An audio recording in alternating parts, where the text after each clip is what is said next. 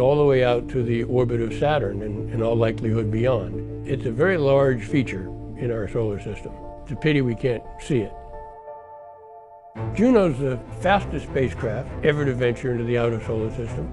It's the first to orbit pole to pole about Jupiter, and it's the most heavily shielded spacecraft that we've ever launched. The mission is designed to basically wrap Jupiter in a dense net of observations, completely covering the sphere. So to do that, we need a polar orbit, one that passes over the North Pole, along a line of longitude, and over the South Pole. And we do this over the 37 orbits of the nominal mission, and by the time we're done, we've got orbits separated in longitude by about every 12 degrees. So we completely cover the sphere. A magnetometer is, it's best to think of it as a fancy compass.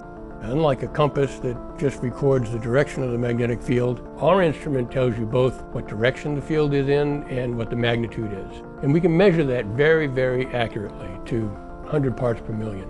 Juno's magnetometer is another in a long line of magnetometers built here at Goddard Space Flight Center, following designs developed by Mario Acuna years ago. Our instrument is between 1 and 2 orders of magnitude more accurate than anything that's flown to Jupiter before. And of course, part of that is the result of the star cameras that we're able to fly with our sensors so that we can determine the absolute orientation in space of these sensors.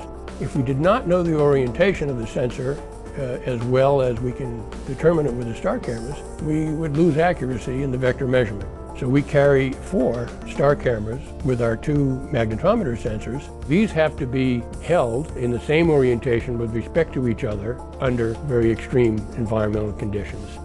So we designed what we call a magnetometer optical bench. It's a special structure, about a square foot in size, that is made of a carbon silicon carbide material, almost impossible to machine. But once it's fabricated and the sensors are assembled, they act as one. And that's one of the reasons why we can achieve much higher accuracy than has ever been attempted before. We hope to learn more about how a magnetic field is generated by dynamo action deep in a planet's interior. For me, the great excitement is the opportunity to look down and get the first clear, unobstructed view of what the magnetic field looks like on the surface of a dynamo where it's generated. It's always incredible to be the first person in the world to see anything.